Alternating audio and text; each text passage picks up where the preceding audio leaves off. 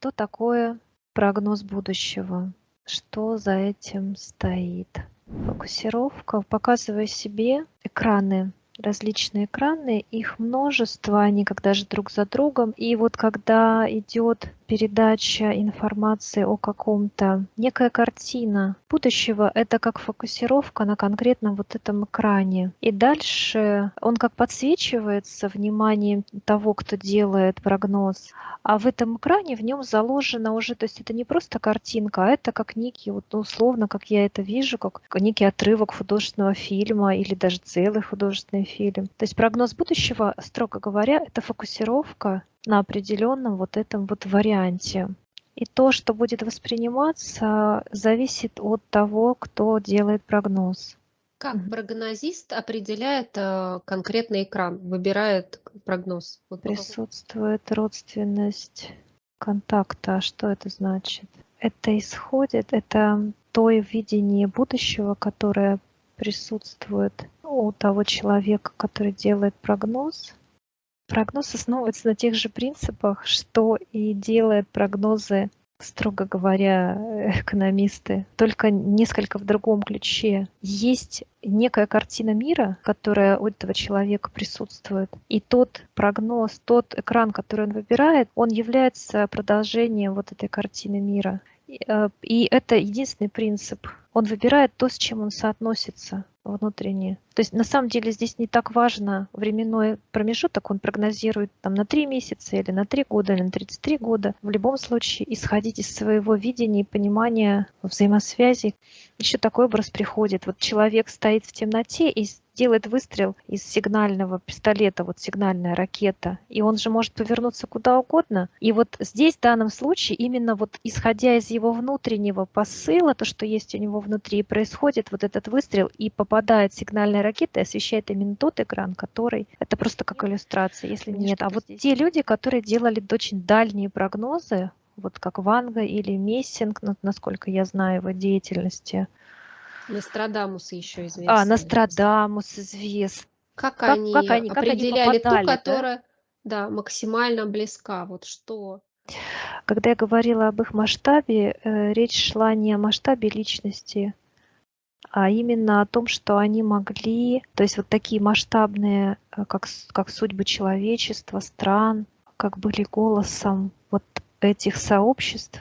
То есть у них не было, вот когда они давали эту информацию, у них отсутствовали личные наложения, они были как голосом этого сообщества, о котором они говорили. Исходя из того, что это сообщество собой представляло, они делали этот прогноз. То есть, в принципе, принцип тот же самый, о котором я говорила выше, только они были вот таким как рупором. Ну, то есть почему их прогнозы-то сбывались настолько точно? Но мы с ними как будто бы находимся в одной ветке реальности, поэтому можем это фиксировать. Именно в масштабах, вот опять же, этих сообществ, о которых они говорили. А их прогнозы на 100% подтверждались. Какая у меня есть информация? Были некоторые отклонения. Вот я себе показываю, что было ли стопроцентное попадание, да или нет.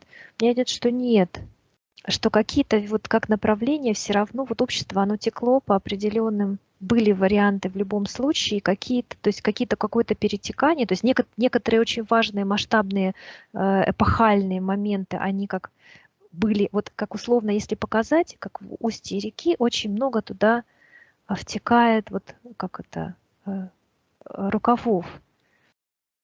И вот получается, общество могло пойти по какому-то одному направлению, а здесь множество соседних, и какие-то могли отклоняться, то есть какие-то события могли остаться на одной ветке реальности, а общество пошло по другой, но были некие масштабные такие, которые вот были как на всех вот этих вот реках, руслах. И, соответственно, что-то вот как эпохальное, оно было, а какие-то моменты, они уже Сейчас имели я скажу. отклонения. То есть здесь уже... Какой я хочу задать вопрос? Я хочу понять, вот выдавая, понятно, что Мгм. тот или иной там астролог, телепат, не суть, ну, прогнозист, так скажем, выдает, видит определенную реальность, он ее подсвечивает. Вероятность исполнения этой реальности, процентовка, как мы уже поняли, она не стопроцентная, это совершенно точно, и она может варьироваться там от 50 до 60 до 70% в зависимости нейтральности самого прогнозиста. Ну вот, грубо говоря, да, их там 10 штук. Мгм. Один видит реальность номер 1, другой видит Мгм. реальность номер 5, другой там номер 8. Так вот, есть ли эти все, ну, допустим, Мгм. да, гипотетически, эти 3 прогнозиста, они это выдали в пространство. Так вот, от чего зависит, какая реальность, какой, Выстрелит. чей прогноз выстрелит, да, У меня есть, к примеру, гипотетически смотрю, у меня есть 3 прогноза развития определенной какой-то ситуации, и эти 3 прогноза от 3 разных специалистов. Будет наиболее вероятным. Во-первых, у меня сразу при восприятии этой информации сразу есть определенное, возникают ощущения, ну, как бывает, что вот как что-то, как несогласие с чем-то в полученной информации, и сразу это настораживает. И вот это несогласие, оно создает некий буфер, который мне позволяет себе задать вопрос, насколько мне такая реальность является комфортной. Ответ дальше, если он отрицательный, то тогда я могу не присоединяться к этому, как отойти. Бывает ситуация, когда человек что-то прослушал, какой-то негативный прогноз, очень сильно испугался. То у него возникает очень сильный страх. И здесь уже нет буфера, здесь нет вот этой паузы. И даже если ему это некомфортно, но он как въезжает в эту реальность автоматически. То есть он присоединяется к этому, ему становится страшно, он не может находиться один и не может более объективно оценить ситуацию. И он как, если особенно это некая авторитетная личность, которая этот прогноз для этого человека, да, она то есть неким является авторитетом, Ну да, и доверие есть, тогда, и авторитетность. тогда он как вот, то есть он как присоединяется вот к этому базису, который был, вот этот прогнозист, который делал, вот о чем я вначале говорила. Это исходит из Мгм. некого базиса, из карты, и он как бы присоединяется и дальше уже въезжает. То есть для него тогда уже вероятность реализации этой реальности, если он, ну, как не успеет где-то затормозить или съехать на боковую, это такой хайвей для него. То есть там уже где-то 80-90%, что это, скорее всего, произойдет. И здесь вот именно вот момент, как вот этот эффект присоединения к этому. То есть соединенчик как прицепляется к этому, и уже дальше, если что-то добавить важное сказать. Любая реализация любых реальностей находится в фокусе внимания субъекта, и каждый это реализует как свое, вот это индивидуальное. Даже если людям кажется, что они находятся в одной реальности, это не так. Они все равно будут отличаться и восприятие, и сама восприятие этой реальности, и сама реализация этой реальности.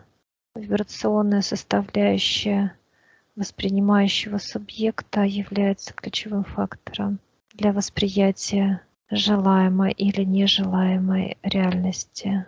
Это некий ключ, который раскрывает эту реальность и разворачивает ее. Если реализуется негативная реальность, то у самого субъекта есть, вот опять как идет как аналогия, как некий ключ, который эту реальность открывает. Это то, что есть у него, как некие конструкции личности, как физической личности, и то, что он несет в себе, как некие установки и определения, то, что он определяет для себя, и как он на себя смотрит прежде всего. Так, если что-то добавить, ну и позитивно, соответственно, также.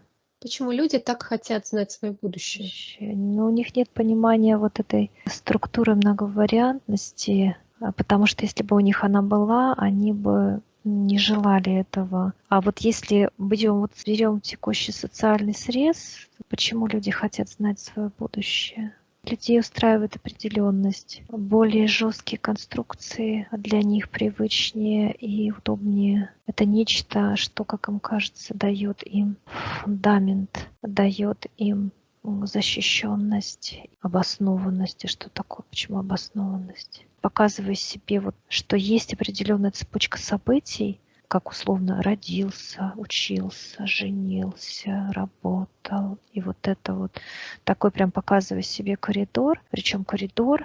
И вот эта линия, вот как вот падает свет, она кажется очень логичной. и нет понимания того, что я могу перескочить в любой момент совершенно, во-первых, на этой временной шкале туда-сюда, и что я могу в любую, то есть это не единственный вариант, не единственная линия, а люди хотят видеть как некое продолжение, подтверждение того, вот как раз и вот этого видения и понимания. Какие еще есть причины для того, чтобы людям знать свое будущее? Но они хотят подтвердиться, по большому счету, что все будет хорошо. У меня все хорошо, у меня все хорошо сейчас. Как бы я не очень уверена, что у меня все хорошо, но я хочу, чтобы вот там было лучше. Нет вот этого осознавания того, что если у меня сейчас что-то там я не так делаю в своей жизни, то, соответственно, оно там дальше будет то же самое. Если я это проворачиваю как некий механизм, вот у меня едет я на велосипеде, а у меня вот цепочка это слетает, и не могу я дальше ехать нормально, и что-то там происходит. И не попаду я вот как бы туда, куда я хотел на этом велосипеде, потому что вот это все не работает. Ну вот и здесь еще есть такой момент, как вот немножко, даже немножечко, а как перекладывание ответственности, что вот если мне скажут, что все будет хорошо, вот я же сейчас молодец, я молодец, и тогда вот я же все правильно делаю, да, и вот тогда вот будет мне вот так. Очень жесткая конструкция, ограничивающая. Так, что я могу добавить на здесь и сейчас по поводу прогноза, прогностики? Опять показываю себе картинку, которая у меня где-то мелькала уже в исследовании. Вот это вот такая вектор, в центре фигура стоит. И вот определяется нахождение, вот в центре стоит фигура, и она впереди видит будущее, определяет это так, что впереди будущее, а сзади это прошлое, условно. И вот она стоит на некой платформе, так скажем.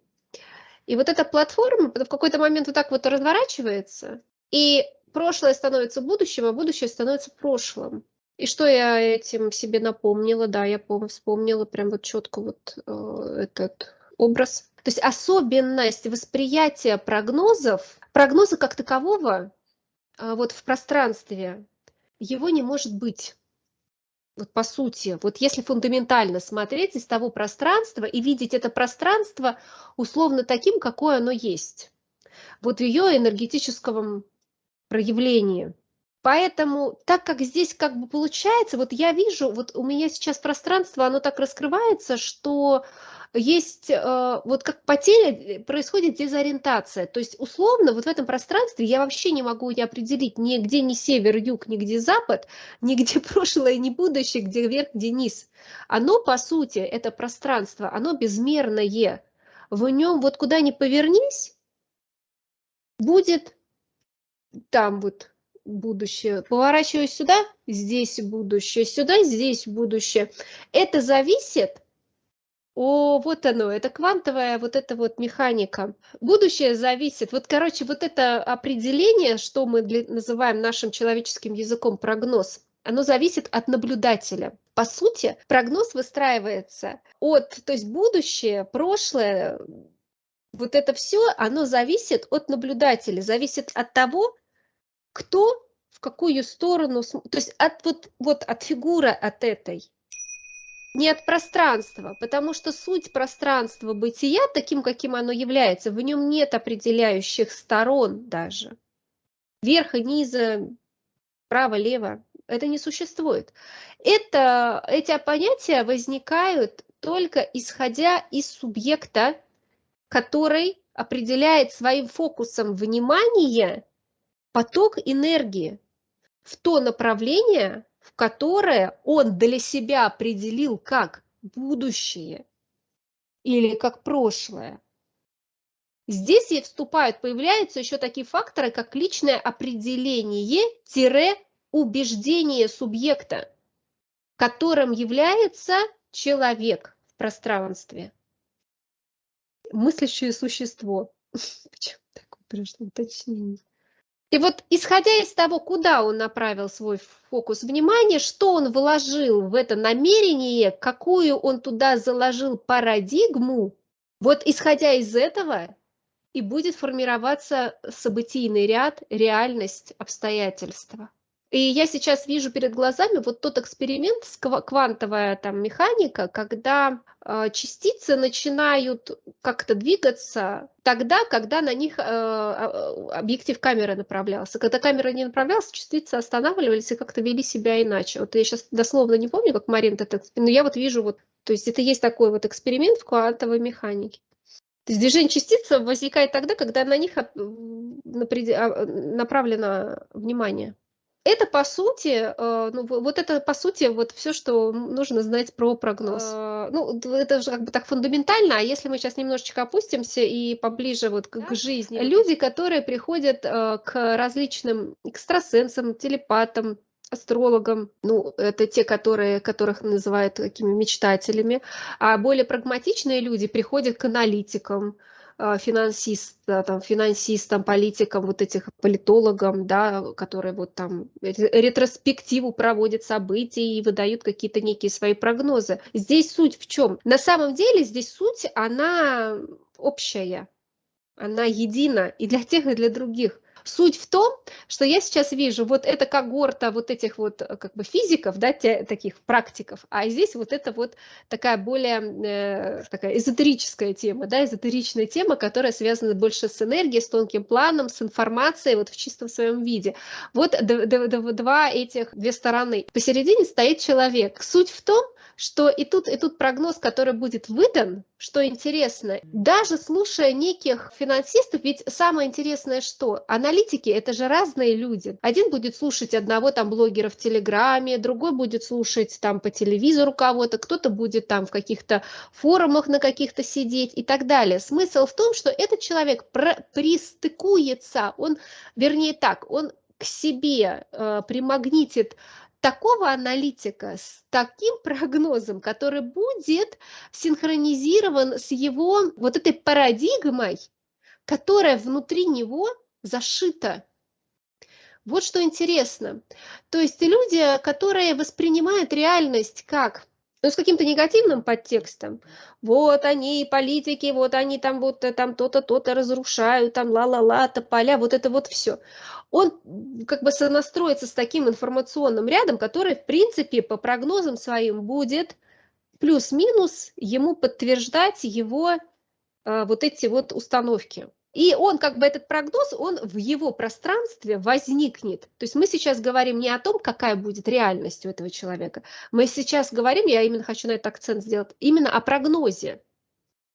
Он услышит прогноз на будущее вот такого плана. Про реальность, которая получится, это мы сейчас отдельно посмотрим. Вот. То же самое, по сути, возникает, и если мы разворачиваем этого человека в сторону вот этих энергетических практик, кто делает через энергетические практики какие-то прогнозы, по сути дела, там тоже идет вибрационная сонастройка с таким представителем, который выдаст ему подтверждение, ну, условно подтверждение, это может быть даже, знаешь, как интересно, прогноз, который ему даст человек, он его может насторожить, он ему может не понравиться.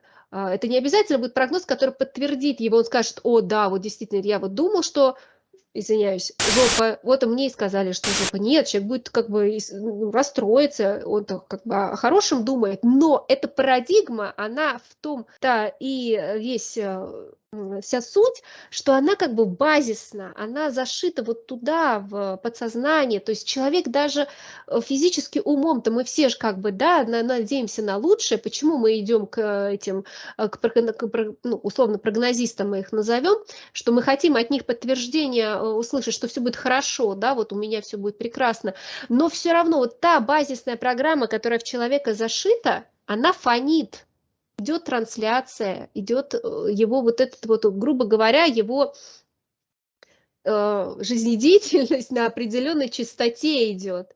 И он в пределах этой частоты и взаимодействует, и неважно с кем и с чем, с телевизором, с финансистами, ну, практическими такими, да, с практиками, людьми, с физикой, связанной с цифрами, с фактами, то есть там все, что самое поразительное, что и факты, они подстыкуются под его парадигму.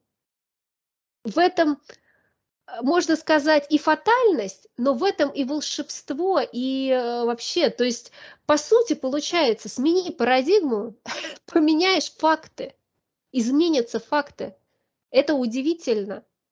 То есть это вот как этот, можно повернуться и сказать, вот это фатум судьба, а с другой стороны, это же обалденное понимание алгоритма. То есть если я это внутри меняю, у меня что, и факты изменятся? Да, получается, да.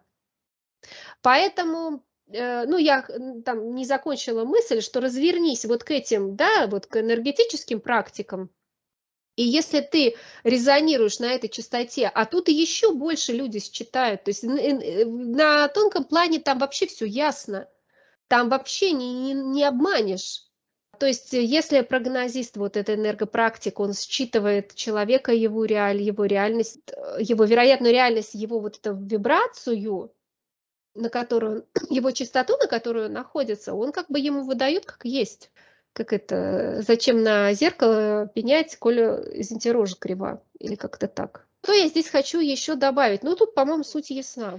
Вероятность сбывания этого прогноза, реализация этого прогноза, какова и от чего она зависит? У меня сейчас идет такая информация, а это уже на самом деле более масштабный процесс. Когда происходит реализация определенной реальности, это такая, скажем, более масштабная штука, и проявление этой реальности, она вот как вот я сейчас видела условно коллективная, вот сейчас у меня идет вот это вот слово коллективное, то есть в участии этого процесса, вот прогноз, да, он где-то там что-то услышал. Здесь уже масштабно идет движение, определенное движение в неком сообществе. Вот это, что называют вот это коллективное сообщество. И здесь уже реализация какой-то реальности, она не зависит от этого прогноза, который этот человек услышал. То есть вот этот сектор, где находится это коллективное, он там развитие событий происходит тоже по своим определенным законам, циклом. Дело в том, что я сейчас вышла, вот смотри, мы говорим о том, что вероятности реальности, их очень много, и они одномоментно существуют. Я согласна с этим тезисом, да или нет? Да, абсолютно. И я этому как бы сама имею собственные подтверждения, которые я уже неоднократно видела на энергетическом плане. То есть для меня эта концепция абсолютно понятная, рабочая и органичная мне, моей конструкции. Но то, что я сейчас объясняю с коллективным и тем одним человеком прогнозом, это уже ветка реальности определенная. Это то, что Юля, кстати, говорила, да. То есть есть уже конкретная ветка реальности, в котором определенно развивается по определенной схеме события. Дело в том, что и как индивидуальная реальность вот этого человека, вот попадет он в эпицентр негативного прогноза, или он вообще забудет про этот прогноз, и его фокус внимания сместится на какую-то другую деятельность, и он вообще не будет это воспринимать как сбывшуюся реальность. Это от чего зависит? А это зависит именно от вовлеченности, то, о чем Юля тоже говорила. То есть сильная вовлеченность в некое событие, но здесь дело в том, что есть очень интересная штука. Прогноз, вот по сути, это ну, что это такое? Я не вижу в нем какой-то вот энергетического веса. Это как листок, оторвавшийся с дерева, который вот какой-то момент ты его увидела, вот он мимо тебя пролетает, этот клен, вот опадает, вот упал, летит, ты его так увидела, он упал, и здесь ты на земле видишь уже множество этих кленов-то нападало, вот сейчас осень будет, листопад, и он уже как бы теряется, и ты идешь дальше, и как это уже из фокуса внимания этот клен ушел. Но если ты этот клен поднимаешь, вот так перед глазами держишь, идешь с ним домой, ставишь в вазу, смотришь постоянно на этот клен, ты как бы вовлечен в процесс, вот что происходит с этим кленом, как он вянет, как он жухнет, ты это все наблюдаешь и так далее. Что я хочу сказать? Ну, я хочу сказать, что вот прогноз, который дается, вот он как этот лист. Да, ты можешь на нем фокусировать внимание и думать, что он, он сбылся точно. Но на самом деле ты как вот на этот клен просто смотришь, вокруг тебя события происходят, они к клену могут вообще не иметь никакого отношения вот к этому листку, а ты вот на нем сфокусирован, и тебе кажется, так как твой фокус внимания направлен на этот клен, и ты его везде с собой таскаешь, тебе кажется, что это событие встроено в то, что происходит вокруг.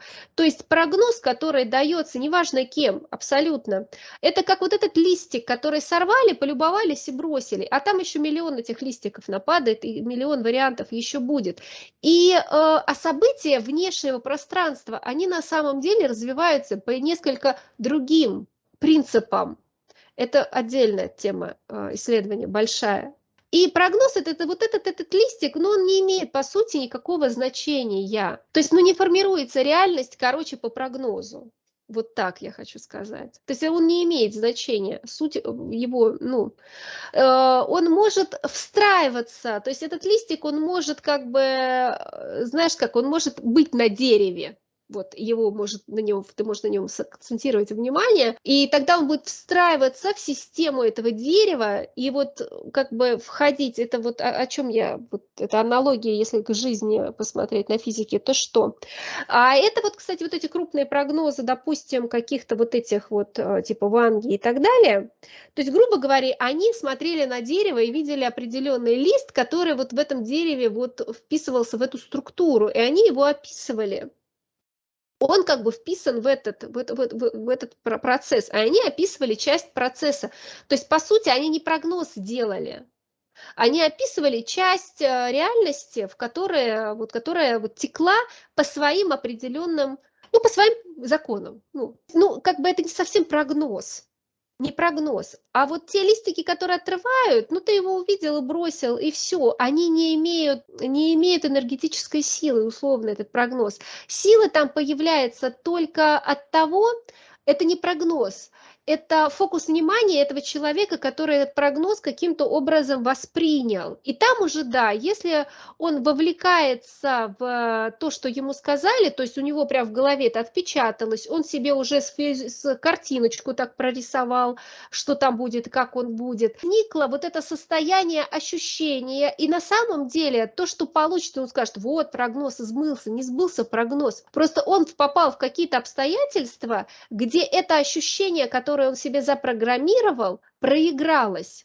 Соответственно, проигралось ощущение, восприятие физическим мозгом идет так, что сбылось, почти вот как говорили тогда, оно так и получилось.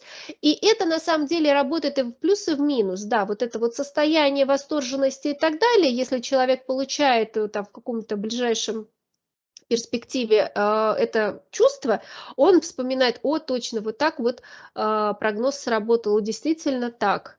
То есть, по сути, что я хочу сказать, прогноз, он вообще нужен ходить и спрашивать, что будет и как будет. Бессознательно это делать. Вот просто приходят такие, скажите мне, я замуж выйду, я машину куплю, я там поеду там в Монако или там куда там, я не знаю, сейчас-то уже Монако, не про Монако, наверное, будет. То есть если человек это бессознательно спрашивает, абы как, пусть он лучше ему какую-то фантазию скажет, чтобы этот прогноз был хороший, чтобы он себе создал это ощущение радости. Опаснее, если этот прогноз какой-то не очень, в кавычках, умный человек скажет что-то плохое. Вот это, конечно, может влиять на бессознательного человека, крайне разрушающего, и вложит в него вот это страх, который будет его сильно мешать. И он в итоге может себе придумать такую историю, которую сам человек придумает себе такую историю, в которую влипнет и найдет подтверждение вот тому прогнозу.